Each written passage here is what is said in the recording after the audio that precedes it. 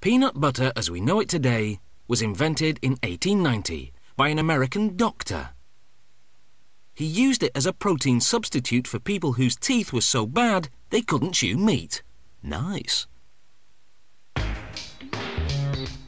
best peanuts for making peanut butter are runner peanuts because they're uniform and roast more evenly than peanuts that vary in size. They arrive at a factory already shelled. To make a 500-gram jar of peanut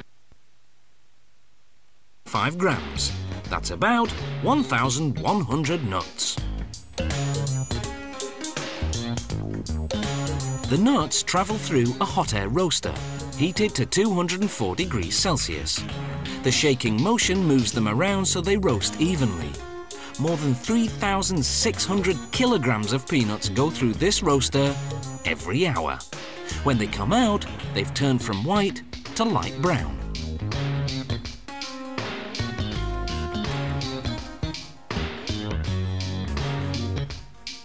Next, they're fast-cooled at room temperature, using suction fans that circulate air quickly.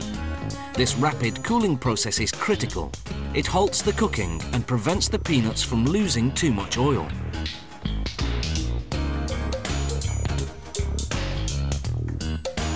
Next, the peanuts go through a machine called the blancher.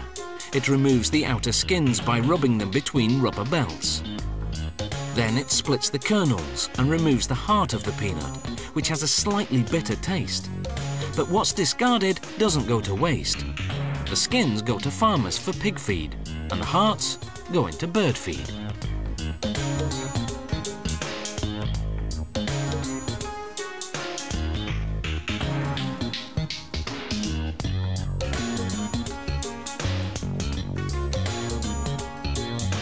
The peanuts land in a big stainless steel container.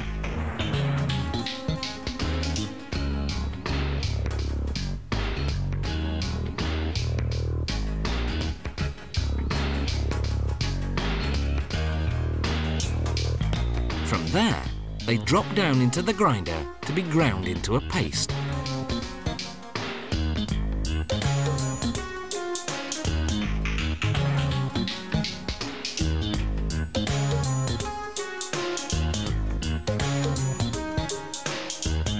At this point, the other ingredients go in: salt, sugar, and a small amount of hydrogenated vegetable oil, which acts as a stabilizer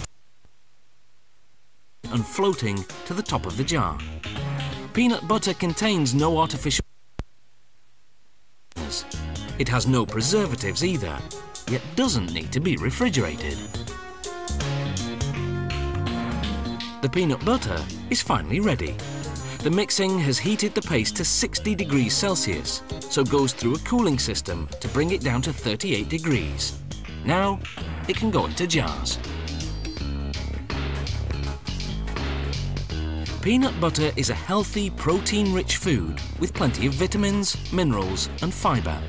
It has no cholesterol, but it does contain fat. The good news is that more than 80% of that fat is unsaturated. In other words, good fat that may actually help lower certain cholesterol levels in the blood. The bad news is that the rest of the fat content is trans fat, or bad fat.